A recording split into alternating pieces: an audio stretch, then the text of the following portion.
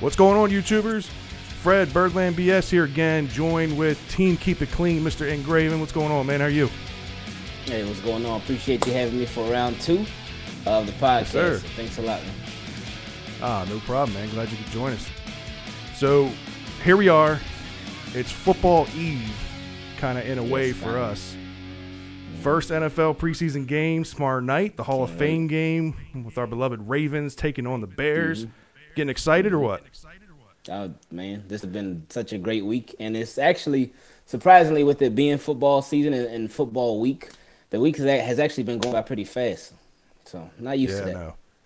Yeah, exactly. Usually you're counting down the minutes and counting down the hours till the kickoff. So, yeah, it's nice, man. I'm excited to see a lot with this Ravens team. There's, you know, obviously some position battles and things of that nature. If you could pick one thing to really focus on and watch in this game, what's the most intriguing for you? Well, of course, I know the obvious answer will be Lamar Jackson, but I really do want to see the backup wide receivers, because I feel like the starters are already locked in: Crabtree, John Brown, Snead. But I want to see everybody behind them. Well, of course, I want to see those guys too, but I want to see everybody behind them, the depth guys. Who's going to be the quality depth guys for Baltimore, for the Ravens going forward this season? So I'm really interested in seeing that. Yeah, I'm right there with you. I think the wide receiver core is definitely interesting. I think another thing for me, you know, I'm really high on this team as far as the running back position goes. I think that Collins is ready to have another, you know, like career type year for him. You know, Buck Allen, I think, is a good complementary back, but here we are with Kenneth Dixon on the shelf for, you know, quite a few practices now.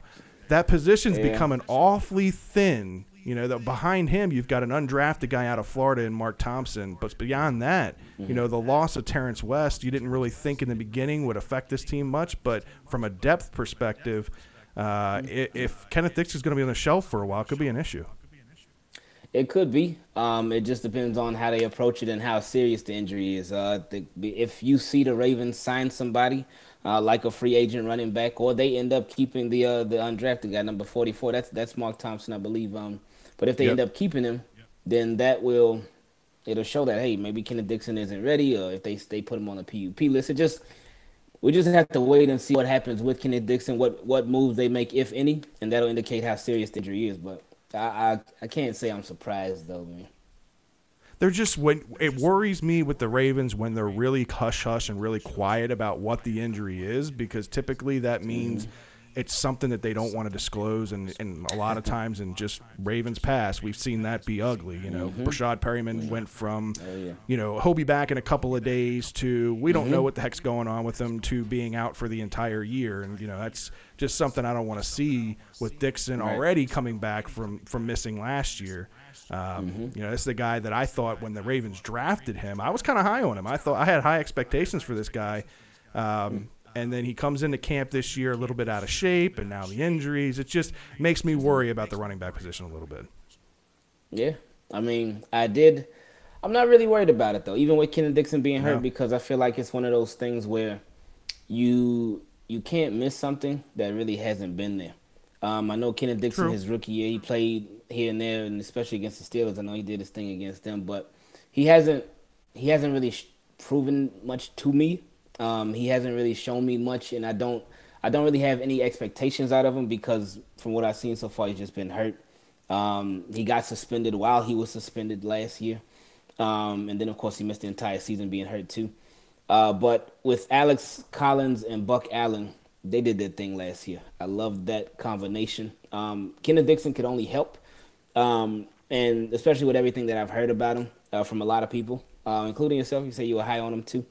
Because a lot of people really like Kenneth Dixon. A lot of people really have high hopes for him. But just based off of everything that his career has been so far, I don't see it yet. But hopefully he can be healthy. Hopefully his injury isn't serious. Like you were saying, when Ravens are tricky with injuries. That's why the way that I deal with injuries, the way that I really assess the injuries with the Ravens. I don't believe somebody is healthy until I see them back on the practice field or back in the games.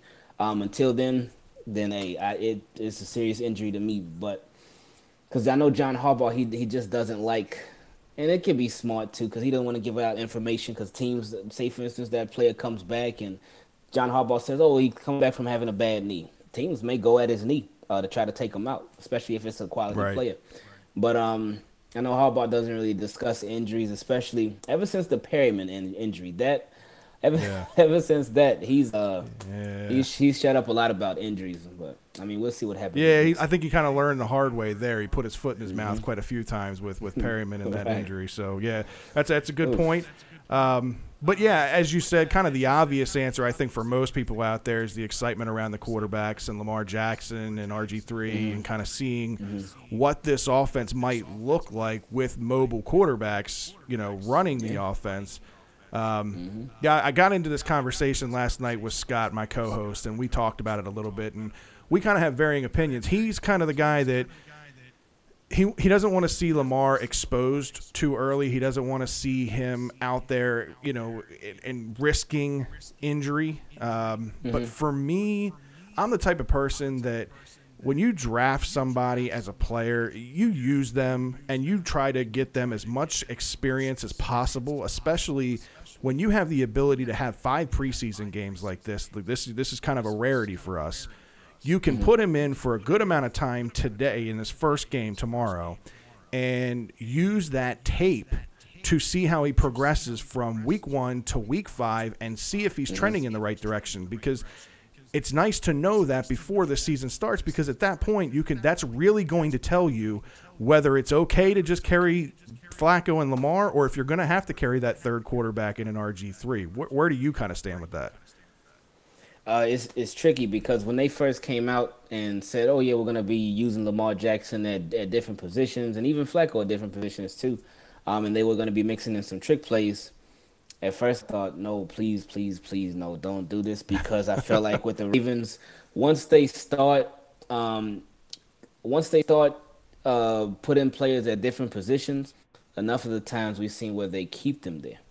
It happened with Edgar Jones back in the day. I mean, he used to be a tight end. He converted to DN. With Matt Elam, he was supposed to be a strong safety. They had him at free safety, and they had him at cornerback too. They played him a little bit at linebacker. With Ken Reynolds, he was a quarterback in college.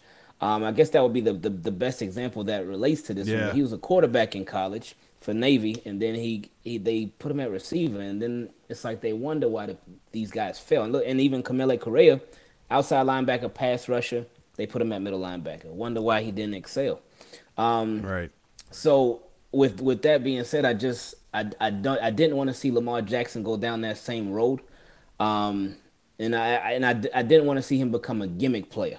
To where they just bring him in on trick plays. I don't want to see them turn into the I forgot what year it was, but I don't want to see them turn into the Dolphins when the Dolphins did the Wildcat over and over and over. And they were doing good with it for a while, but once it got figured out, that was it. But I don't want to see them turn Lamar Jackson into a gimmick. And this is, like I said, it's tricky with the situation because he could, if they put him out there like as a receiver, running back, or whatever, somebody's gonna be coming for him. Somebody's gonna be wanting to give him that welcome to NFL hit. It's happened with everybody, and but at the same time, it's like, if I love how the person who was my favorite was Steve Smith, because he said it the best. He mentioned when the Ravens drafted Lamar Jackson and they said they were gonna have him on the field. Steve Smith Sr., he said, if you have a sports car, if you have a Ferrari, you're not gonna have it sitting in the garage. You're gonna want to have it out, and when you're gonna want to drive it around. So that's the same thing with Lamar Jackson. He, in this case, is that Ferrari, and the Ravens don't want to have him sitting in the garage or sitting on a bench. They want to use him. So I can't be mad at them for wanting to use him, and I'm just really interested to see these trick plays against an actual defense. I know we saw it at the training camp, and it caught me off guard. When they first ran the trick play, I didn't even know what a ball was, and there wasn't even a defense on the field. So that they tricked me that much already. But I do want to see how creative they can get with it. And I don't want to say minimize the risk, because if you play to minimize the risk, then you're not really putting your all in the game. Because if somebody's gonna get hurt, they're gonna get hurt. It's gonna happen. But I just want to see how it works out. I want to see how it goes down. And I'm really super interested in seeing how they use Lamar. Excuse me, how they use Lamar Jackson in the offense. Yeah, so I think you hit it right there on the head. I think the biggest thing for me with this game is coming out healthy. No injuries. I don't want any updates from the Ravens telling me that somebody tore their ACL or did anything crazy. I just want this game to go smoothly. Look, I know there's going to be some bumps. There's going to be bruises, things of that nature. Just nothing serious, and I want to see a clean game. That's all. That's all I can ask for, and I'll be happy. Yeah, that's what we hope for. We hope to see everybody look good. Hope to see everybody running everything smoothly, and yeah, just most importantly, just no injuries, man. Yeah, absolutely. So for all you guys out there, we thought it'd be kind of cool for us to get together and do a video after the last one we did pretty well.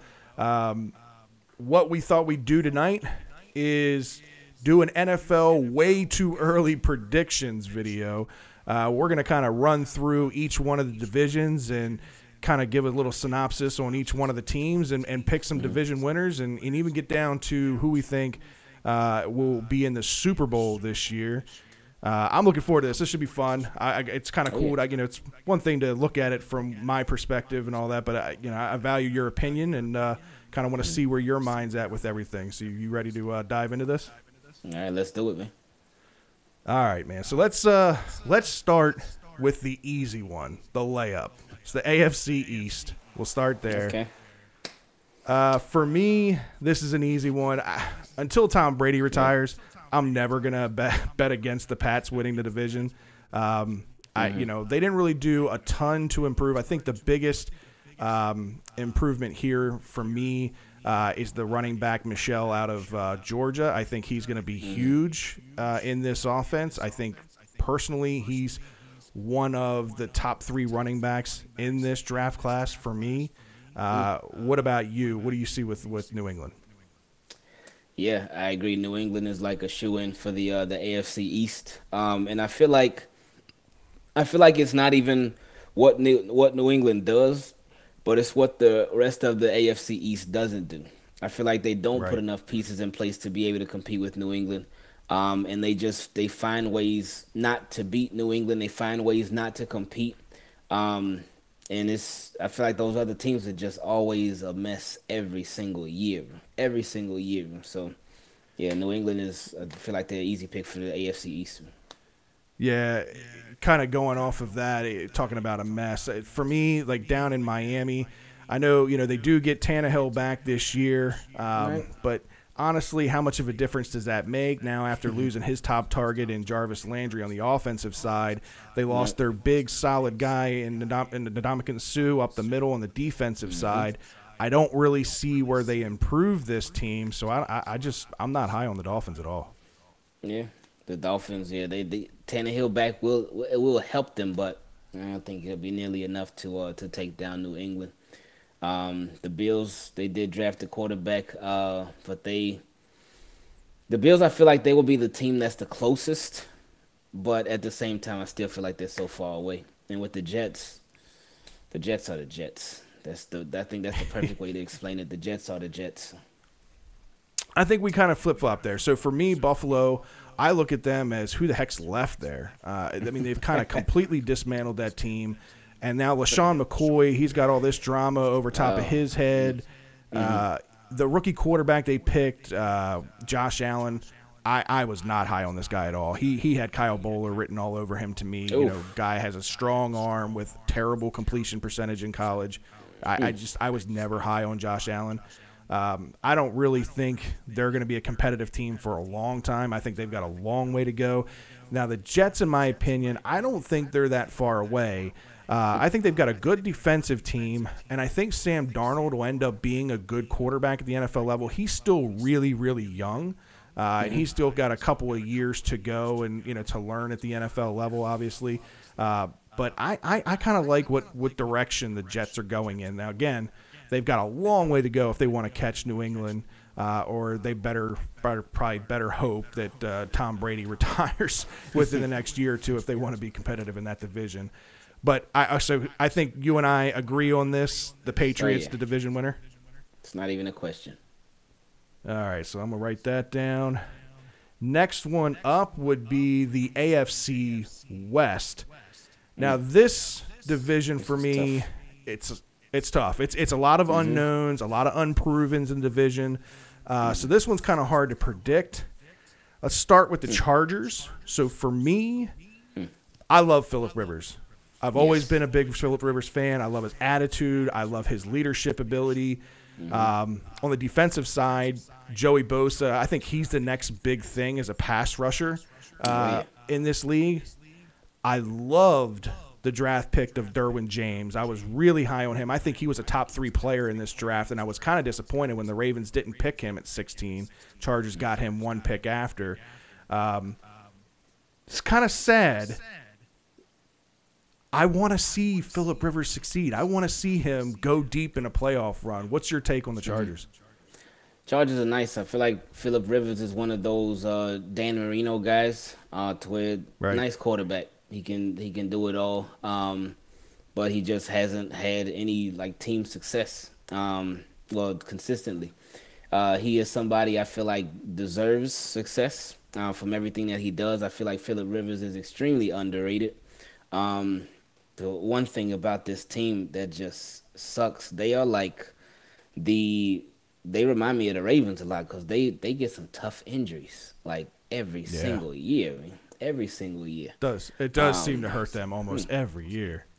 Yeah, because right now Hunter Henry, they just lost Jason Verrett again, and there was one more too. I believe it was an undrafted rookie tight end. They just lost to an ACL, I believe yesterday, but.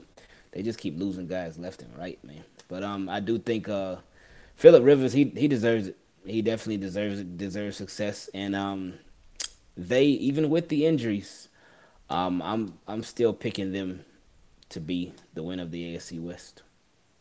Okay. Let's move on to Kansas City. Kansas City, good overall team. I'm a big Andy Reid fan. I've always liked him, so I think they've got a good leader, good coach there. I think the big question, obviously, for Kansas City is the big decision that they made in deciding to let Alex Smith go and trading him to Washington to go with Pat Mahomes, who Kansas City obviously sees something in him. I mean, they're really high on this kid.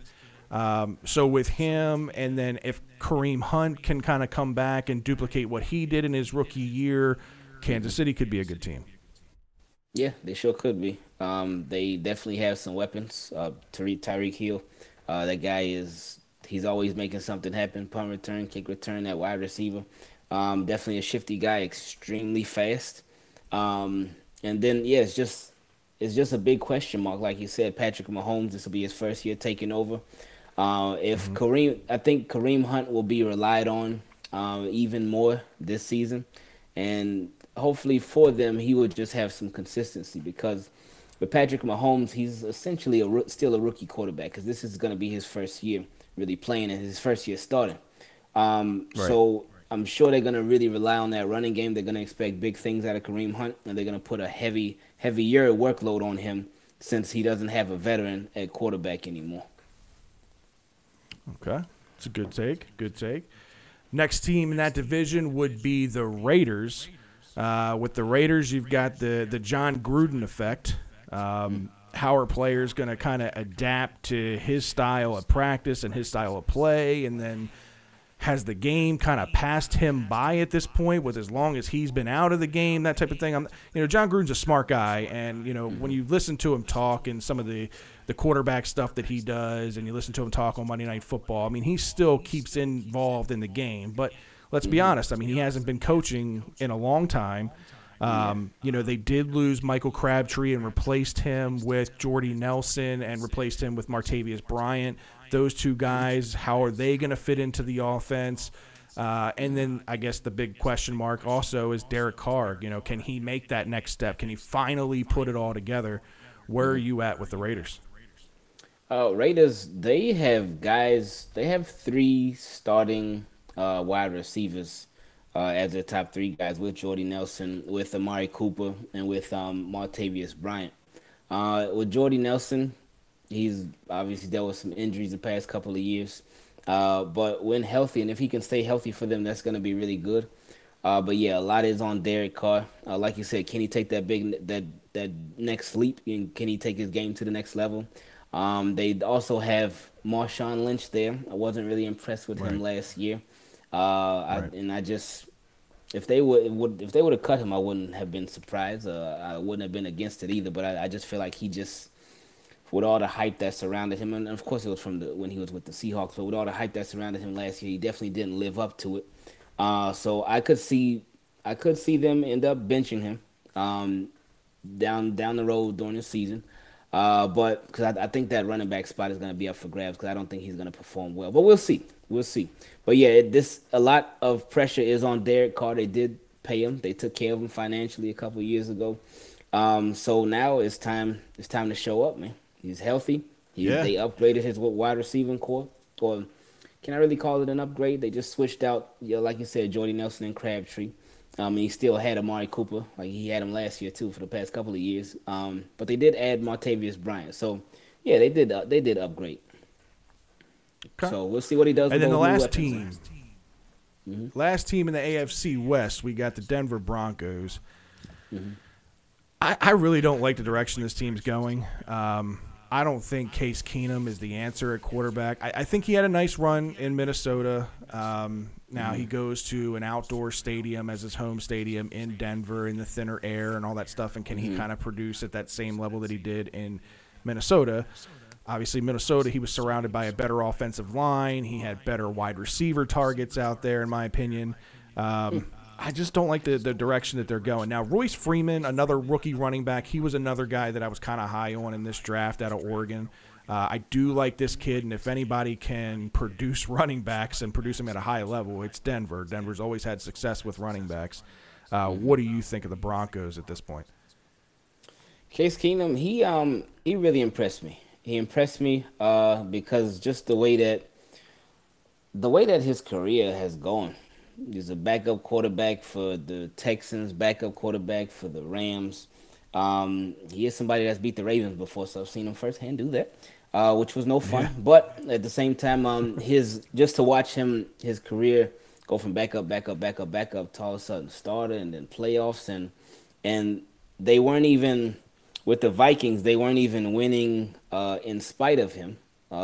He was definitely helping them out. He was doing his thing, and he's somebody that doesn't turn the ball over often. So that was the best thing about him.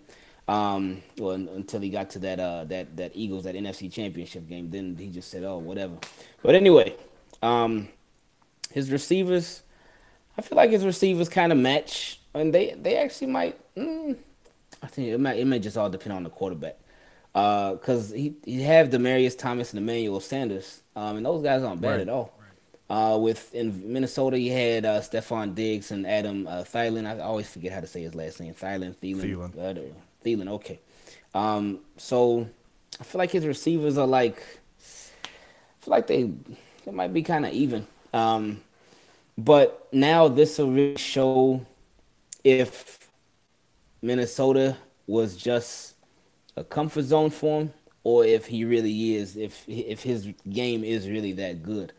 The defense, I feel like on the Broncos, he's got some good cornerbacks with Chris Harris Jr., Bradley Roby. In Minnesota, he has some good cornerbacks too. So it's almost like he's going to like a different version of the Vikings with him going to the Broncos. But I feel like the Broncos pass rush, that'll be a little bit better than Minnesota's is.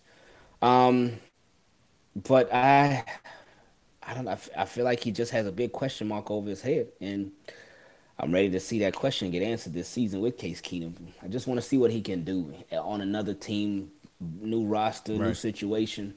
I really want to see what he can do. Yeah, I agree that. Look, the Case Keenum story is something they could write a book about, something they could make a movie about. I mean, I really am intrigued with the way that this guy has progressed through his career, and just to kind of come out of nowhere and lead this team as far as he did in the playoffs last year, in what was a crazy quarterback situation in Minnesota.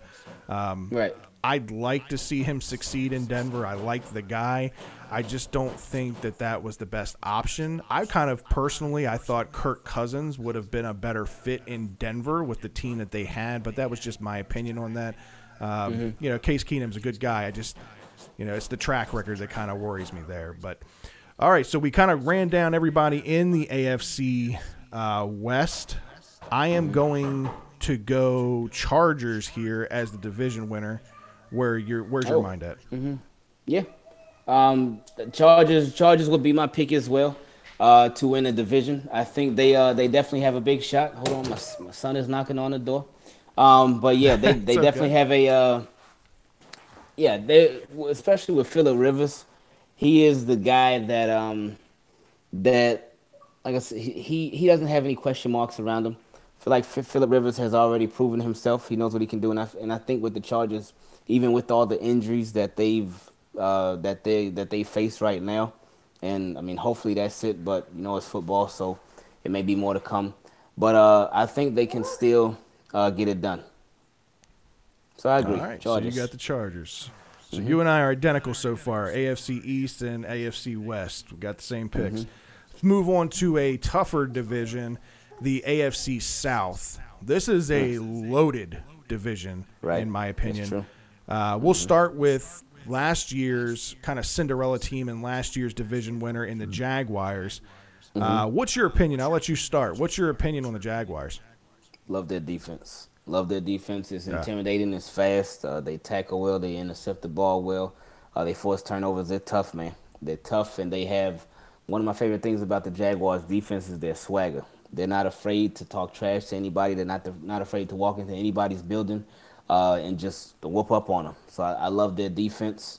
As far as the offense, what I want to see from the Jaguars for them to really take it to that next level, I want to see them let Blake Bortles loose. I don't want to see them restrict Blake Bortles anymore. I want to see them let this dude loose, let him throw it around, let him be a quarterback. Don't make him a game manager. Don't continue to have him be a game manager. Let him be a quarterback and see what he can do. Show why you gave him that I believe it was a $54 million extension.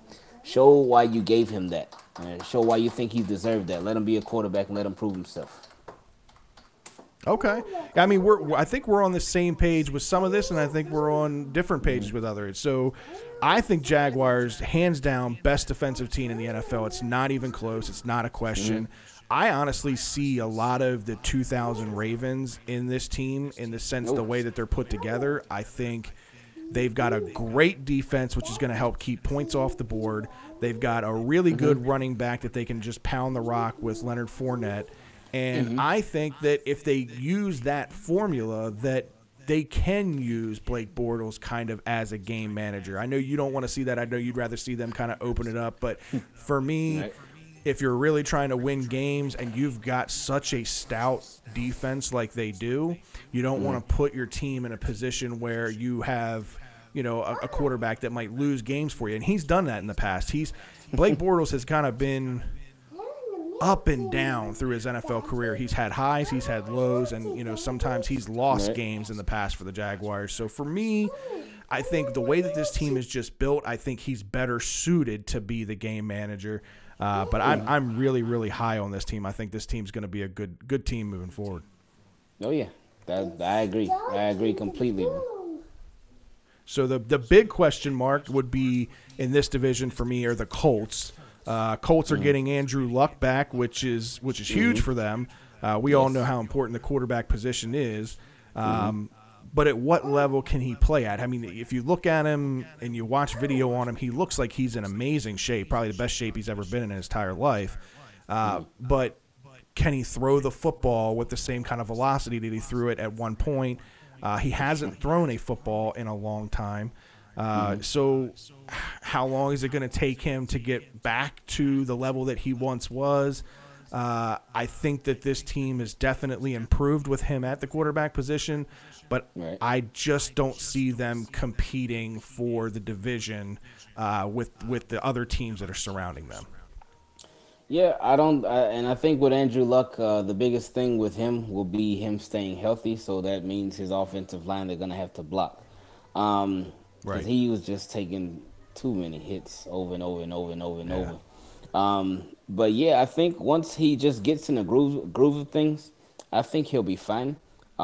He still has T.Y. Hilton. They had a great connection. And I just, that offensive line, they got to block for him. And if this defense can do anything, that's one thing I'm not sold on them with is their defense. Right. But I mean, yeah, it's just a matter of time. But back with Andrew Luck, he can only help this team be a lot better. And now, do I think they can compete with the rest of the people in the division? I mean, it ain't over till it's over. But based off of their roster, the right here, the right now, I would agree with you and say no. But hey, if they can put up a fighting chance, you just never know, man. Right, no, that's absolutely true. Another team in the division that has been on the uptick the past couple years, the Tennessee Titans, done pretty well ever since they drafted Marcus Mariota. They get another year kind of under his belt. Now, Derrick Henry takes over the lead back role there. I think we've all kind of been wanting that to happen. Not to say that DeMarco Murray hasn't been a productive running back there, but you can just see the potential with Derrick Henry, and now he takes over full-time duties there with DeMarco retiring. Right. I think former Raven Michael Campanaro is going to be a good complementary piece at the slot position for this team, and I think he adds some value in the return game to them. What's your take on the Titans? Yeah, Titans are nice. I do like Marcus Mariota a lot. He's also somebody that he doesn't turn the ball over too often. Derrick Henry is a monster. I know there were all those pictures of him floating around the internet with him standing side by side with Deion Lewis, and how he just made Deion Lewis look like he was a kid or something. Now with with Campanaro, oh gosh, he could help them out a lot if he stays healthy. So we'll see what happens with that. I know he's been hurt already since he's been there, so I don't know if he came back from that injury yet. But yeah, these Titans, they were obviously in the playoffs last year. I didn't consider them a playoff team, but they were in, so they were a playoff team. But Titans, they're definitely going to be competitive. They're going to be competitive, especially in the division. So, yeah, I'm looking forward to seeing them. All right. Next up would be the Houston Texans. Deshaun Watson. Wow. What this kid did as a rookie coming in before the knee injury took me by surprise. I was high on him at Clemson. I always liked him at Clemson, but I just didn't know how his game would translate at the NFL level. And, man, was I even wrong for questioning his ability? Because, I mean, he came up and lit the NFL up. You get him back. You get a healthy J.J. Watt paired up with Clowney on the defensive side. Hopkins, I think, is set to have a huge year. For you fantasy football guys out there, Hopkins is going to be a top wide receiver, I think, this year in the fantasy. I really, really like this team. What's your take on the Texans? Texans, they're sneaky good, man. Well, I mean, it's not even sneaky because everybody knows about it. But with Deshaun Watson, I love that guy. Loved him. I remember watching him last year in preseason around this same time. Because I don't really watch college football much, so I didn't know too much about him. But then I watched him in preseason. I'm like, wow, this guy, he's a rookie, but he looked so comfortable in the pocket.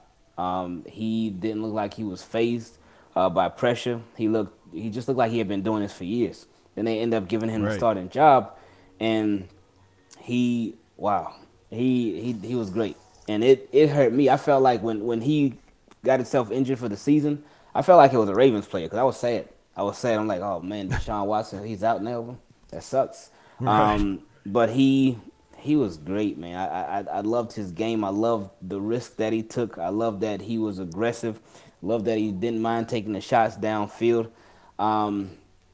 And got Lamar Miller, and of course DeAndre Hopkins, and that DeAndre Hopkins is a monster.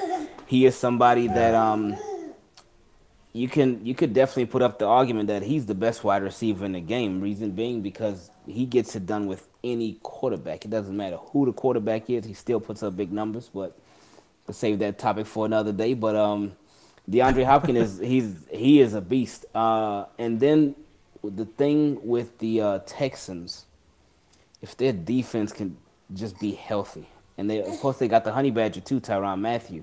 So if he can stay healthy, if J.J. Watt can stay healthy, Jadeveon Clowney, he started to come into his own last year. We finally started seeing some consistency out of him.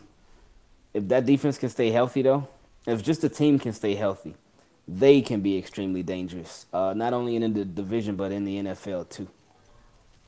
Well, you come there, so we're at the end of the division. Are the Texans your division winner in the AFC South, or who do you got?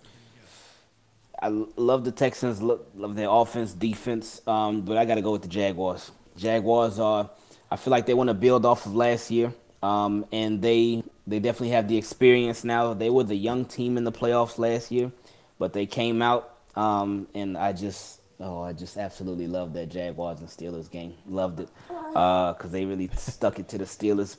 Oh, and it was a playoff game. Oh man, that game just got me so excited, man. I loved it. But they, I got to go with the Jaguars, man. Jaguars, another year with the defense. They got most of the same guys back on defense. And then the offense, I want to see them let Blake Bortles let loose, man. So I'm going with Jaguars. Yeah. This game is no fun anymore. You and I are on the same page here. I'm going with the Jaguars as well for the division. I really do like the Texans. I'll get to them later. They're going to be one of my wild card teams for sure. I think this division is going to do a good job of kind of beating up on themselves. It's going to be a lot of really good matchups within inside that division. It's going to be a fun division to watch for sure. Oh, yeah. For me, the next one is obviously the one that everybody here locally cares about, the AFC North. And we'll tease everybody a little bit. We'll wait till the Ravens for last here. So we'll start with the team that nobody likes if you're a Ravens fan, and that would be the Steelers. I'll let you take the reins on the Steelers. What's your opinion on the Steelers and what they've done from last year to this year? Steelers offense nasty as usual. Still got Big Ben. Still got AB. Still got Juju. Le'Veon Bell, we'll see what happens with him.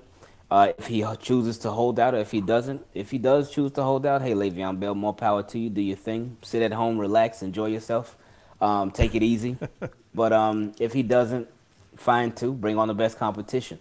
But with Steelers, the offense, well, for them, I'm not worried about their offense. I know their offense is going to be good. Their offense is always like that. But their defense, still, of course, not having Shazier. He hasn't officially called it quits yet, but I'm sure that'll come any day now. But they did get John Bostic at linebacker. John Bostic is his coverage skills, I don't know about those, but he can tackle and he can hit. He will be a force in the middle, and that's something that they definitely missed. Once Shazier went out, their defense that was just barely holding on for dear life, that defense went out too. And it definitely showed big time when they lost Shazier. See, Carter agrees too. But when they lost Shazier, that was it. Their cornerbacks have always been an issue. So I mean, we'll just see. I feel like they can rely on their offense enough. If their offense can continue to do what their offense usually does, and their defense can be okay, then I think they'll be fine. Yeah, I'm in agreement with you on a lot of that. I think that the Steelers will be there in the thick of things, just like they are every year. They're still a good football team. I don't think they really did a whole lot to improve. I think you hit on it. The biggest improvement was adding Bostic because it's crazy how much different that defense was when they lost Shazier. I mean, it goes to show you, even on an 11-man team, how much one person pulls everybody together. And without Shazier, that was a big hole for them. But, you get Ben, another year older. You mentioned the Bell situation and being pissed off with the contract situation and all of that. You got Antonio Brown flying into training camp on helicopters. I mean, this guy is a showboat amongst showboats. But I still think, like I said, I think they'll be there at the end pushing for the division. But I don't think they're going to be head and heels above everybody else in this division at all. Okay.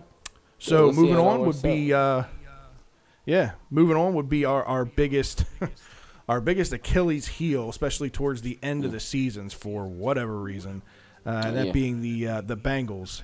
I kind of have the same feeling with them. I don't think they did anything moves-wise or made any changes that really wow me. Andy Dalton, albeit he is our Achilles heel, I don't think he's the answer for Cincinnati moving forward in the future. I'm not real high on the Bengals. What's your take on the Bengals? Yeah, Bengals. I feel like Bengals are still the same team, super talented, but they're just not. Well, besides against the Ravens at the end of the season, but they're just not closers.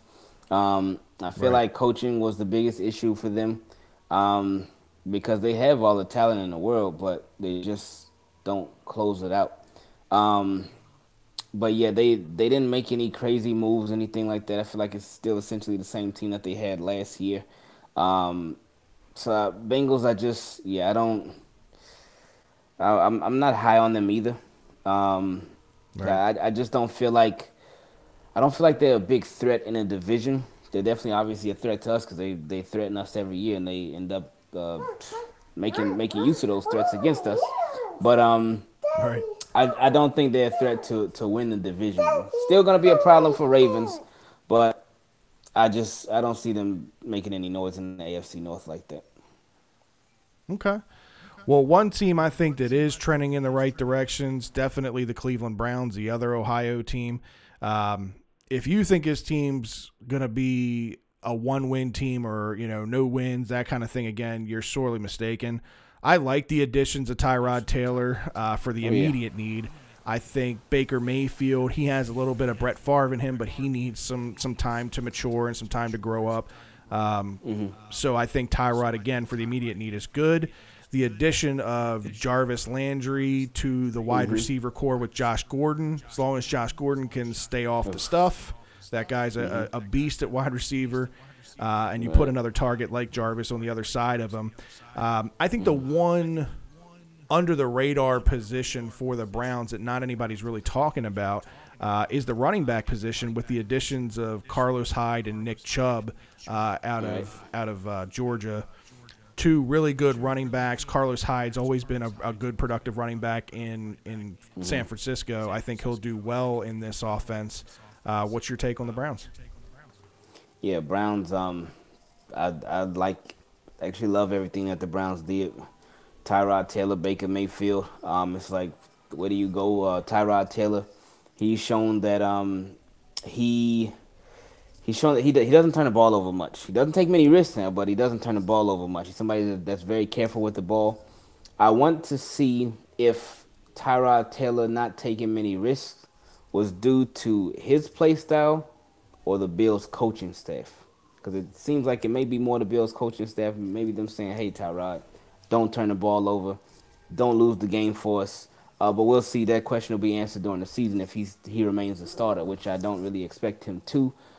Because the Browns, they have a short leash when it comes to their starters. But yeah, the wide receiving core is beautiful. It's beautiful, and I really thought they were gonna get Dez Bryant too, and I would have been like, oh boy, that's insane. Because Josh Gordon enough by himself, he's a beast. Doesn't even need help, but he has help. They got Jarvis Landry, Corey Coleman, Njoku. The tight end, he was a monster last year too. So yeah, Browns, they are definitely trending the right way. They did all the right things in the offseason. They've been drafting well the past couple of years. So I think Browns are definitely going to be a problem. All right, so that wraps up the AFC North. Who's your division winner in the home division? I'm gonna have to go with the yellow and black team, the Steelers. Gotta go with the Steelers right now. With the Ravens, I'm not sold on their wide receivers yet. The defense, the defense, we'll see how it goes, but it's just the offense that doesn't give me the confidence yet to pick them to win the division. So as far as right here, right now, I'd have to go with the Steelers for that. All right. Well, you and I, again, sharing the same brainwave. I'm right there with you. I think now I will say this. I think the division will be a close finish until the end between the Steelers and the Ravens. And I think the biggest key to that for the Steelers is going to be Le'Veon Bell. I think if Le'Veon Bell holds out and there's some kind of contract dispute, that could be the difference in flip-flopping those two teams between the division winners. But I think Le'Veon Bell, he's done this before. We've seen this act before. He'll end up suiting up, be there week 1, and he'll be just as productive as he always has. So I have the Steelers also taking the AFC North. I'm going to go through my 2 wild card picks real quick from the AFC. I had the Jaguars winning the South, but I was very, very high on the Texans and Deshaun Watson. That's all going to depend upon how he comes back from the injury, but I am high on the Texans. I have the Texans taking the first wild card spot, and then I have the Ravens taking the second wild card spot in the AFC. What about you? I feel like we should have written all this down first and then shown and we should have took a picture of it and time stamped it just to prove that we didn't come up with these answers together, because those are going to be my 2 guys too. Because I feel like the AFC South is going to be super competitive and super close, especially with the Jaguars, Texans, and Titans. But I feel like if the Texans are healthy, they're going to be close with the Jaguars, but not close enough, but close enough to get in the playoffs. And with the Ravens, I feel like the third time is going to be the charm. Actually the 4th time, because they haven't been into the playoffs in 3 years. But I feel like they've been getting closer every single year. And this year will finally be where they turn over that leaf and they finally make it, and we can actually talk Ravens postseason football for the first time in what seems like forever, man. So you ain't kidding. I'm excited for it. I can't wait. I can't wait to be. This is my first year as a PSL owner, so this will be my first season with season tickets. So I'm hoping this first year with all the new additions to the stadium I'm excited about. I'm hoping we can bring some playoff football back to Baltimore, and I'm paying for playoff tickets down the road. So excited for that. So, as you said, we should have written this thing down so that people don't think that we're following each other's footsteps here. Right. But let's move on to the NFC side of things. And on the NFC, we'll start with the Eastern Division. Again, kind of in my opinion, the layup of the conference as far as picking division winners. We'll start with the Super Bowl champions. You've got the Eagles there. Getting back their leader in Carson Wentz, the addition of Mike Wallace to kind of help take the tops off the defense. I think the difference between Mike Wallace and Torrey Smith is kind of one way or the other. You take either one, coin toss. I don't think you're really gaining a whole lot more with Mike Wallace. But look, this is a very solid football team, top to bottom. Offense, defense, special teams, they are a complete football team. They're really stout defensively. I think that they're the easy pick in the NFC East in my eyes. What's your takes on the Eagles? Yeah, and they dominated the NFC East last year. I feel like they haven't done anything to get worse, and they're definitely going to get better, especially with getting their starting quarterback back. Carson Wentz is definitely an upgrade over Nick Foles. No disrespect to Nick Foles, because he's obviously a Super Bowl winner, and he did his thing in that Super Bowl and in the playoffs too, and in the games leading up to the playoffs.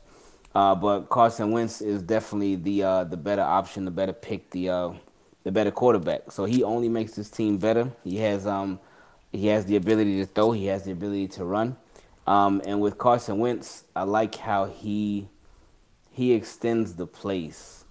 He is always looking downfield. I watched this guy make some throws last year and the year before last too, where it looked like the play was done. It looked like this dude was going to take a sack, but he would break off of somebody, run a little bit to the left, run a little bit to the right, and then make a throw downfield, and then end up being a beautiful completion.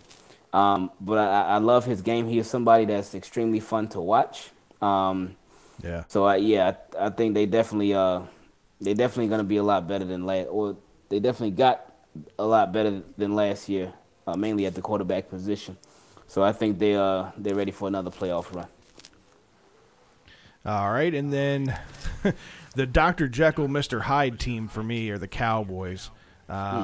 This team's success is going to solely fall on Dak Prescott and Ezekiel Elliott getting back to their rookie form.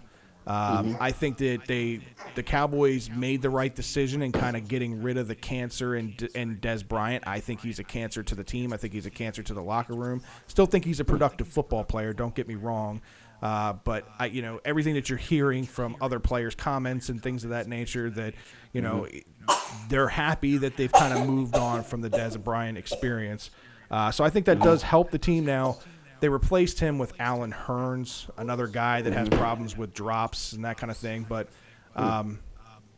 I think that this team, again, rides on Dak Prescott and Ezekiel Elliott. What's your takes on the Cowboys this year? Yeah, definitely. Now, I know I don't know if you caught it with Dez Bryant. He went on his Twitter tirade a few days ago, and he was calling out everybody from Sean Lee to Jason Garrett to Jerry Jones to Dak Prescott. So we're gonna see if Dez's words are true, because he said with the offense, he said the offense was it was plain. It wasn't creative at all. He said guys were lined up at the same positions every single week. It was the same plays every single week and the same calls every single week. And we're going to see if that offense still struggles without him and if it's predictable. Now with the Dak Prescott, also with him, we're going to see if he can he go to that next level. His rookie year was sensational. I think he threw 20 touchdowns and only like 4 picks or something like that. But then his interceptions definitely went up his second year. But we'll see if he can really put up some numbers, man. Put up some points. Because he's definitely somebody that tries to be careful with the ball. And, of course, if he has Ezekiel Elliott, and he'll have Ezekiel Elliott for the full season, I believe for the first time since Ezekiel Elliott's rookie year. So that should definitely help because Ezekiel Elliott is nice. He's nice. He's a monster. Definitely a back that can break for the big ones. Extremely explosive. Right. I like his game a lot. Probably my favorite game of Ezekiel Elliott's was when the Cowboys played the Steelers 2 years ago, and he ran all over them. We all like that one. That was actually one of the best games of that year.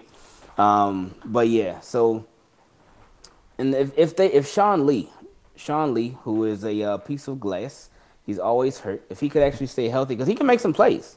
Sean Lee can make some plays. He's a good tackler. He's good in coverage. Yeah. He can make some plays, but he just can't stay healthy. But if he somehow does, then that'll bode well for the Cowboys this year. Man.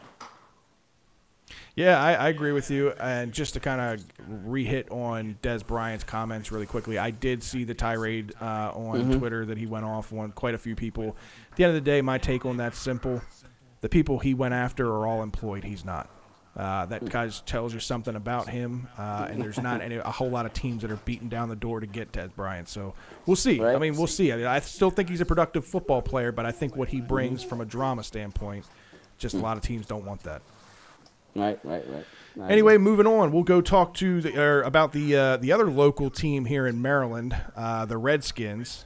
I think this is going to be an improved football team. The key additions for me, obviously, being Alex Smith and what he brings in leadership qualities is huge. I think that's going to have kind of a trickle-down effect on the offense with Alex Smith.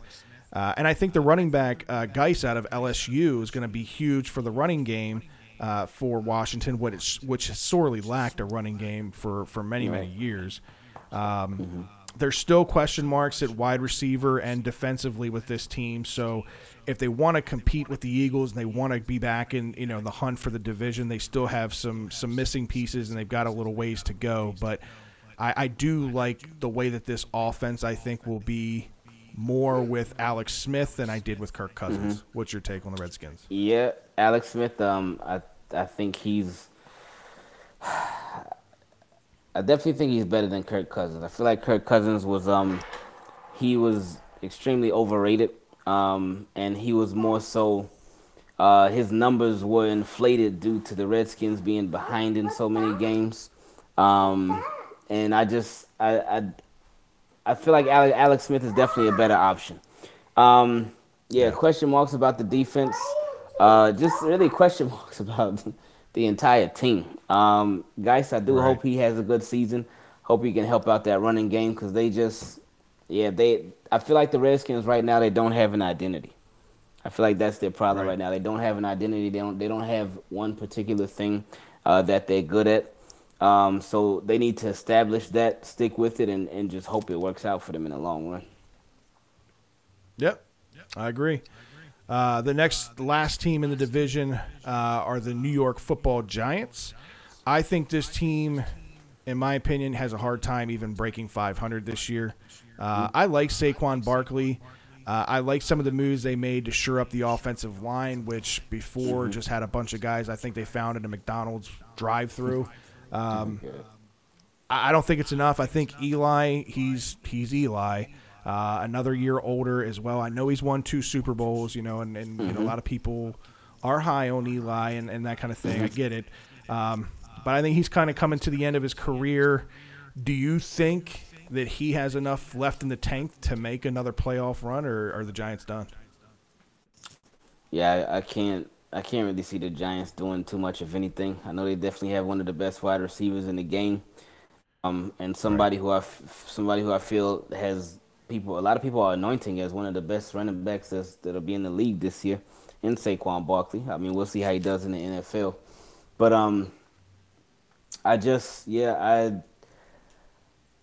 if they do make it past 500, I could see them being like a 9-7 type of team, 8-8, 9-7. I don't see 10-6 in their future, but hey, you never know. But I don't see that happening for them. All right, well then, are we both in agreement here for the AFC or for the NFC East? It's going to be the Eagles winning the division there. Yeah, so I think Philly takes it again. All right. Well, that moves us out to the NFC West, which is another kind of cluster of teams that are going to beat up on each other. We'll start with the Seattle Seahawks. Oof. I think this team's starting to lose a lot of pieces. I still love Russell Wilson. I think this is going to be a competitive football team. But the division is kind of getting stronger around the Seattle Seahawks, and Seattle's kind of getting a little weaker. So what was a very dominant team for a few years in the NFC West, the rest have kind of caught up to them and surpassed them, in my opinion. What's your take on Seattle? Seattle, they lost some powerful people on their team. Still, of course, they do have Russell Wilson, who's nice. I really like Russell Wilson. But losing to Richard Sherman, when they cut him, Cam Chancellor having to retire due to injury, Cliff Averill, he is injured. Earl Thomas trying to get out. The Legion of Boom, they ended up breaking up before they even really got started for too long. But they, like you said, the other teams in the NFC West are definitely been playing catch up. So the Seahawks, it seems like that dominance they had was so long ago. It doesn't even seem like it was a couple of years back, but I feel like the losses that they've endured is going to be too much to handle. Yeah. And I think one of the teams on the rise in that division, and we got to see just how important the quarterback position really is, the 49ers. Love what a difference Jimmy Garoppolo has made with that team. I think he's got now a full off season working with the team and working with Kyle Shanahan, which, in my opinion, Kyle Shanahan was the difference maker in Atlanta as far as being an offensive coordinator there. He's an offensive genius in a lot of ways. He comes from a good pedigree with his father, obviously. Brings that over to a quarterback who sat behind, one of the greatest to ever do it in Tom Brady for a few years. And I saw an interview with him the other day talking about Garoppolo where he talked about coming in day one and watching Tom Brady and having the confidence to say to himself, I'm better than this guy. And that, to me, speaks volumes of him and the confidence level that he has. And if you've ever been an athlete or if you've ever played sports, confidence is everything, man. You got to believe in yourself if you're going to be successful, especially at this at this high of a level. What's your take on the 49ers? Do you like what they're doing and which way they're going? Oh, I need to watch that interview because I love that. For anybody to say that they're better than Tom Brady, yeah, I would love to see that. And yeah, if his confidence is like that, then that's a beautiful thing. He came in and he definitely he gave the 49ers reason to pay him. Now, I thought it might have been a little too early, and I'm not completely sold on him yet. But I think this year is going to say a lot. He definitely, yes, son. I think he definitely has a lot of pressure on him. Reason being because he went undefeated as a starter last year, so they haven't seen him lose. He hasn't lost. I don't think he's lost an NFL game yet. Because on the Patriots, I believe for the games that he started, he was undefeated there too. But either way, there's a lot of pressure on him to perform well and to carry over for everything from last year. So we'll see how he gets it done. And yeah, like you said, he's not getting traded to the 49ers in the middle of the season. He's had an entire offseason of work. He definitely showed that he put in plenty of work last season, even with being traded in the middle of the year. So with that being said, his work ethic's got to be crazy how he came in and performed. So that's somebody not even just somebody, but a team that I'm definitely going to be watching extra close this year just to see if they can duplicate what they did last year at the end of the season, those last 6 games. I would agree. Absolutely, 100%.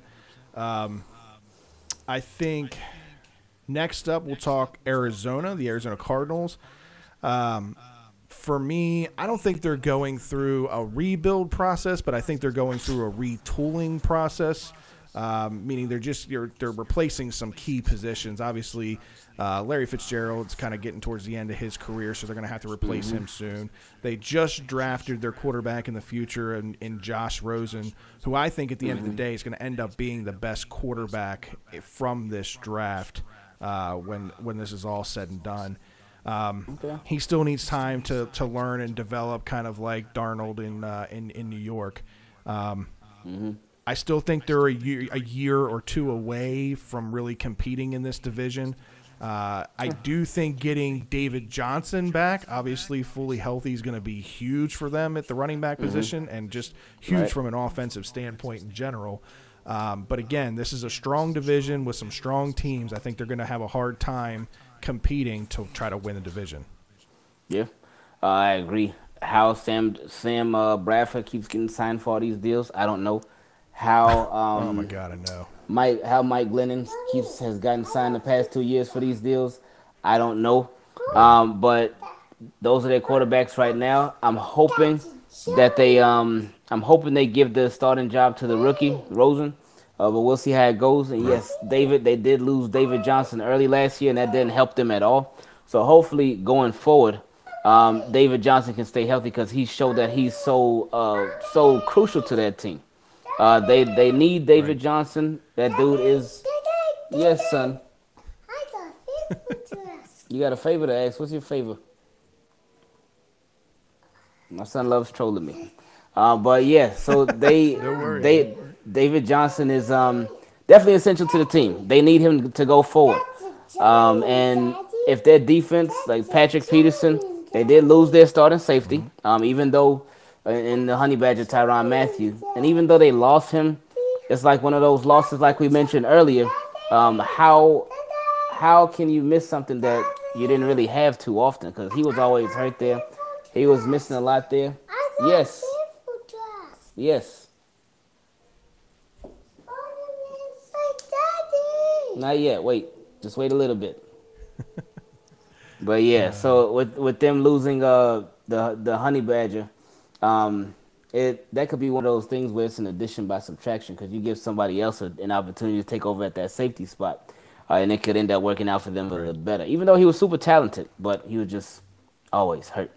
But yeah, I don't think Cardinals are ready to step up there with the big boys, with the Rams and or with the Seahawks or the 49ers yet. But yeah, a couple years, and with Larry Fitz, every year I think it's his last year, but he just keeps on playing. I know. He reminds me of the offensive version of a Terrell Suggs, because I feel the same way about him.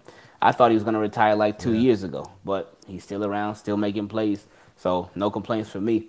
But yeah, I actually do think they're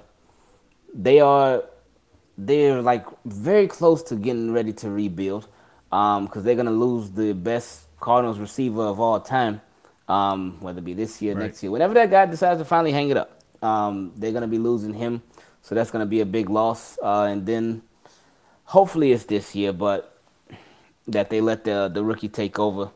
And because I just feel like they're just wasting time with Bradford and with Glennon. I feel like they should. I agree. I don't know how those people end up getting contracts after contracts after contracts. Sam Bradford, I mean, he's basically robbed the NFL blind of money, in my opinion. I don't know how that guy still plays, but either way, he's making a heck of a lot of money, more than I am, and somehow he's in the NFL. But whatever. Yeah. Moving on to what I think is kind of the cream of the crop of the division. Obviously, last year's division winner, the Rams. This team got better, in my opinion, but got better with some big question marks as well. So they brought in Ndamukong Suh. They brought in Aqib Talib. So they brought in some good pieces, some very high productive players, but also some guys that have had some character issues and some issues in the locker room and that kind of thing with other players. So we'll have to see how that kind of plays out. I liked the progression in what we saw in Jared Goff from year 1 to year 2.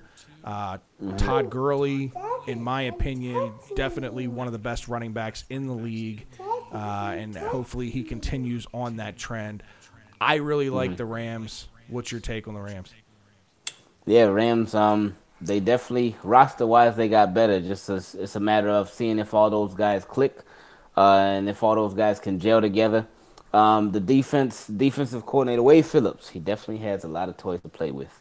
Like I said, Aqib Talib, they also, the Ndamukong Suh, they got Marcus Peters.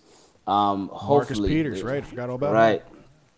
Hopefully, they can get everything squared away with Aaron Donald. I thought it might have been a mistake, unless they have a plan in place. But I feel like it might have been a mistake to re-sign Brandon Cooks, who they traded. They gave a first-round draft pick to New England for. They re-signed him before they re-signed Aaron Donald. So I feel like that might have almost been a slap in the face, even though they did say they wanted to lock him up. But with Aaron Donald, he's a guy who's been there year in, year out. You already know what he can do for your team. You got to take care of him. But I'm sure sooner or later, hopefully sooner for them, he'll end up being the highest paid defensive player in history. Maybe defensive player in history, because he's not going to surpass Jimmy Garoppolo's deal. But yeah, he'll get paid soon. But if these guys can gel, they can click, especially on defense. This defense could be scary good. They could be scary good because they have so many pieces, man. I would just wonder where they get all this cap room from. That's my question. But and they also I was actually wondering the same thing. They continue to sign guy after guy. I mean, and like you said, I think it is kind of a smack in the face to Darnold. I mean, or Donald. I think that guy should have been done last year, in my opinion. And why they keep putting it off like this when he's as disruptive as he is, and as much as he means to that defense, it's kind of surprising they haven't got that deal done. Right. So hopefully they make it happen. But so I'm gonna go out on a limb here and on the NFC West and take the Rams as a division winner. Who do you got in the West?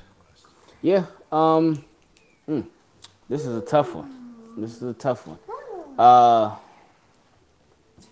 I definitely can't go with Cardinals. Seahawks, I feel like they lost too much. I mean, only since 49ers haven't. I'm not completely convinced on them. I'm gonna go with Rams, especially because of all the upgrades they did on that defense and the offense too, because they did get a Brandon Cooks. He definitely helps them more than hurts them. Still got their guy Todd Gurley, and then Goff with another year of experience, another year of getting better. I'm sure he'll do pretty well this season too. All right, so still at 100% with our picks here.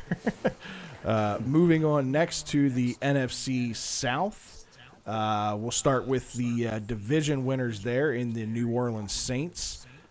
This is a team that knocked it out of the park last year with their draft picks. I don't know how many people from their draft last year not only ended up being starters, but ended up being Pro Bowlers. Michael Thomas has kind of separated himself as one of the best wide receivers in the game. Drew Brees, kind of that renaissance man we were talking about with Larry Fitzgerald. How much longer is he going to be in the league? I think he's hungry for another Super Bowl. Kamara is an electric running back. They've got some depth there now at running back. Ingram's a little banged up. They ended up signing Terrence West, which I think Terrence West could fit well into that offense as a third, option at running back. I'm excited to see what this team can do. I'm high on the Saints. What's your take on the Saints? Yeah, I like with New Orleans what they did. Their offense had been so strong for so long, and there was always their defense that was just such a weak point. Defense just giving up lead after lead, giving up touchdown after touchdown. But now their defense is strong too, so that just makes them that much more of a complete team. Agreed. Next up, Carolina Panthers. Panthers, for me, I think made the most improvements in the division. You got Cam Newton, Cam Newton's always kind of a wild card of how he's going to play. He's either Superman or he's just kind of in the background and you don't really hear a whole lot from him. So I'd like to see him step it up, and I think the biggest addition for me with this team is Norv Turner, and I think what he'll do for this offense, you bring Norv Turner in as the offensive coordinator. You got a guy in Christian McCaffrey last year in the draft who's an electric running back. This guy can do all kinds of things from a pass-catching standpoint and running the ball. You do get DJ Moore, which you mentioned Steve Smith Sr. earlier in the podcast. Steve Smith was very high on DJ Moore, said that he is basically finally replaced in Carolina. He had never been replaced since he left until DJ Moore was drafted, and he feels that DJ Moore finally replaces him in Carolina. I like Carolina. What do you think of the Panthers? Yeah, and they also got ex-Raven Torrey Smith too. So yeah, right. Carolina can do some things. They can do some things. Still got one of the best, if not the best, middle linebacker in the game right now, Luke Kuechly. And he is that guy's a playmaker, man. He makes plays. He is fast. He can hit. He can catch. For a defender, he can catch. But he is just a monster. And with Cam Newton, I really like Cam Newton because he can be so dangerous. And when he's on, he's on. Because he can make all the throws in the world. He can make the runs. So yeah, I'm excited for the Panthers too. Okay. Next up, we'll go Atlanta Falcons, who finished 10-6 last year. Despite losing Kyle Shanahan, it took the offense a while to kind of get going with a new offensive coordinator in place. But then after a while, you saw Matt Ryan get a little bit more comfortable. But right now, you've got Julio Jones, who's upset about his contract situation. I still think that this team pushes for the division, but I don't see a whole lot of changes with this team that impress me. I think that we'll see a lot of this year what we saw last year from them. I still like Devontae Freeman. I still think he's a good running back, and I think he'll be productive still in this offense. But this is a very strong division. They really got to be on their game, and each game is going to matter. It's going to be so critical to this team. They can't miss on some of the layup games that they have in their schedule this year. What do you think of the Falcons? Yeah, the Falcons, strong offense. Still got Julio, and thank goodness for them. They got him back at training camp because they gave him a raise for this year. So that definitely a big plus for them. Drafted Calvin Ridley, still got Mohamed Sanu, still got their quarterback Matt Ryan. Devontae Freeman, like you mentioned, Tevin Coleman, they got a nice running back combo. So their offense, man, their offense they can be a thing of beauty, and they can be scary too. The defense, with their head coach being Dan Quinn, the former defensive coordinator from the Seahawks, Falcons were another team who, just like the Saints, offense, offense, offense, offense, offense, defense. But then when Dan Quinn came on board, things started to change. So with those things that started to change, their defense got a lot better. Their defense started closing. Their defense improved a heck of a lot. So we'll see what happens with them going forward, man. All right, and then the last team in the division, and I think they're going to be last place in this division again this year, would be the Tampa Bay Buccaneers. Don't really have a whole lot of good to say about this team. Jameis Winston's been a disappointment since he's been in the NFL. Now he's got even more drama kind of surrounding him. I don't see anything that they've done there to improve. I do like Mike Evans. It's sad that he's kind of down there wasting away as a very good wide receiver in Tampa Bay. They do have Deshaun Jackson still down there. I mean, they've got pieces. Don't get me wrong. They're going to be a competitive football team, but in this division, they're definitely kind of bottom of the barrel for me. What do you think on Tampa Bay? Uh-oh, I lost your audio. My apologies, but yeah, especially with the whole Jameis Winston suspension, that doesn't help them at all. And I feel like even had he not been suspended, I still feel like they wouldn't have been able to run with the big boys in NFC South. Man. I don't think they did enough. I don't think they have enough on their team to be competitive with the rest of the NFC South. But yeah, man, Mike Evans, he is a beast though, man. I love that guy. I wish Ravens could have him. But yeah, I just don't think the Bucs are in compete now mode. And, especially with Jameis Winston getting ready to miss the first 3 games, that doesn't help them not one bit. I think it's just going to be too much trying to play catch-up, and it's going to be too little too late. Yeah. Exactly. And in this division, like we mentioned, I mean, we've got 3 strong teams ahead of them in the Saints, the Panthers, and the Falcons. It's hard for me here to honestly pick a division winner. This is going to be I have that pick made, but I'll let you go. So who's your pick in the division for the NFC South? I think this is going to be the first one where we disagree. I'm going with the Atlanta Falcons. Okay. And I am going to go with the Panthers in this division. I think Cam Newton has a career year. I really think, like I said, Norv Turner is a difference maker for that offense. I think all those pieces that they've added over the last couple of years through the draft all kind of come together.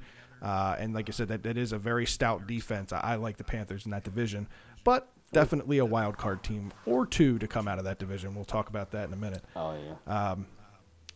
Last division to wrap up would be the NFC North. Obviously, last year, the Minnesota Vikings kind of ran away with this division pretty easily. I think it'll be a more competitive division this year, but I'm still pretty high on the Vikings. Obviously, Kirk Cousins is a question mark. Can he transition into a new offense smoothly? I think the getting Cook back at running back is going to be huge for this team. This team was 13-3 last year without Delvin Cook. You add him back into the mix, like you mentioned earlier, you've got Thielen and you've got Diggs out there at wide receiver, 2 good young wide receivers for Kirk Cousins to throw the ball down the field to. I like this team, and they are really, really stout. I told you Jacksonville was far and away the best defensive team in the NFL for me. I think Minnesota isn't too far behind them as the number 2 defensive team. What's your take on the Vikings? Vikings defense strong. I don't like Kirk Cousins. I feel like, not that they downgraded at quarterback, but I feel like it was just a lateral move. Because it wasn't they didn't go forward, but they didn't go backwards at quarterback. It wasn't an upgrade. But yeah, Dalvin Cook. I love how Dalvin Cook ran the ball. Because I feel like from first to second gear it was such a quick shift. And I just love his game. It sucked when he got hurt. But yeah, the Vikings offense, we'll see what Kirk Cousins does, man. I think he'll get to prove if he deserved all that money they gave him. I know they just gave him a 3-year deal, fully guaranteed. Um, but I just want to see what that guy does. If he ends up stepping up to the plate and can lead this team like they were led last year, or if he just shows that he was definitely overrated. But I think the defense is definitely going to do their thing. Not worried about the defense one bit. Got one of the best safeties in the game with Harrison Smith. Got Xavier Rhodes. So yeah, defense-wise, I trust him. Offense-wise, we'll see what Kirk Cousins does. All right. Team that kind of surprised a few people, maybe not themselves, but some outsiders, would be the Lions last year. Lions ended up finishing at 9-7 in the division. Some of that could have been to the injury, obviously, to Aaron Rodgers in the in Green Bay, but either way, Detroit finished at 9-7. Matt Stafford, still a very productive quarterback at this level. I mean, he's always been a productive quarterback. The big thing with them has always been on the defensive side of the football. They can score all day long, but they just can't keep people off the scoreboard, and typically they end up getting outscored. I don't really see a whole lot of improvement on the defensive side of the football here either. I do like some of the draft picks that they made this year, so they will be better, but not enough to compete with the Vikings in this division. What's your take on the Lions? Yeah, Lions, big offense. Yeah, big numbers from their quarterback every single year. 4,000 or 5,000 yards, a bunch of touchdowns, a bunch of interceptions too. But I like Matt Stafford because he's not afraid. He does have, like they say, you should have as a quarterback. You gotta have a you gotta have a bad memory. Don't worry about previous play. Don't forget about if you threw an interception or whatever. Who cares? You're out there to score. You're out there to keep it moving, keep it pushing, and that's what Matt Stafford does. Defense though. I feel like Matt Stafford will put up numbers with anybody. But yeah, this defense they haven't been a defense that can that has shown they can close it out for the Lions, that they can bring it home for the Lions, or that they can really keep the Lions in contention. So if their defense can step up, then that'll take them a long way, especially in this division that I feel can be a super close year for this division. All right. Next up would be the Packers. Obviously, the big news there, getting back Aaron Rodgers healthy. Now, he did lose his security blanket in Jordy Nelson, but, ended up replacing the tight end position with a Jimmy Graham, which I think will be super beneficial to both of them in their production. He has utilized the tight end position well in the past, a lot like Flacco throwing down the middle of the field. Look, Aaron Rodgers is a type quarterback, a lot like Tom Brady. You can throw grocery baggers out there, and he's going to end up making it work as far as the wide receiver position goes. He still has some good guys and some good pieces out there in Randall Cobb and Devontae Adams, so he does still have some pieces. Defensively, I think they're okay. I don't think they're great, but I think that they can keep people off the scoreboard enough that Aaron Rodgers should do pretty well, and I think that team will probably be around a 10-win football team this year if Rodgers stays healthy. What's your take on Green Bay? Yeah, them losing Rodgers just made the world of a difference. That guy is that team. He is the face of that team. He is the heart of that team. He is the soul of that team. They lose Rodgers, that's it for them, and it showed last year. He's also due for his next big payday too. But with the Packers, everything there revolves around him. Everything. The offense does, because they couldn't do much of anything without him last year. And then the defense does too, because the defense, even as bad as they have been in recent years, they're so much better with him, because if you have an offense that can actually put up points and that can actually move the ball, that gives your defense time to rest, time to take a break, time to relax, time to recoup. And they definitely didn't have any of that time last year. Right. I agree. The last team to talk about here, a team that kind of pains me to even talk about, Chicago Bears, the fact that we lost to them last year, and Mitchell Trubisky in his NFL debut. Trubisky, did not impress me one bit, but somehow managed to figure out a way to beat the Ravens last year. I don't think that this team is going to compete in this division at all. I think they'll be the kind of the bottom feeders there as well. They've, again, another team that has a few pieces on offense and a few pieces on defense, but they've got a lot of holes. I think they're a few years away. They're going through that whole rebuild process that we talked about in Arizona. I think they're more committed to the rebuild. I think Arizona's still retooling a little bit. There's a difference between a rebuild and a retool. That's true. I do not like the Bears at all. What's your take on Chicago? I think they improved from last year to this year. They got Allen Robinson. He was hurt all year last year, but they did get him. They got Taylor Gabriel from the Falcons, sort of a Tyreek Hill-esque type of player. And they got Trey Burton from the Eagles too. So with those guys that they got, something that may go unnoticed that those three guys can bring to the team is the winning attitude. Allen Robinson, of course, he didn't play for the Jaguars last year because he got hurt, but he was still part of the team. They went to the playoffs. Taylor Gabriel, who's been on the Falcons the past couple of years, they went to the playoffs last year. They went to the Super Bowl a few years ago. So he knows what it's like to win and knows what it takes to win. And then with Trey Burton, I mean, you can't get any better wins than that than winning a Super Bowl. So they bring that whole winning attitude and that winning formula to the Bears. Now, will they be able to translate that on the field? I think it'll help, and I think they can be competitive enough to win a division. But competitive, I think they can be.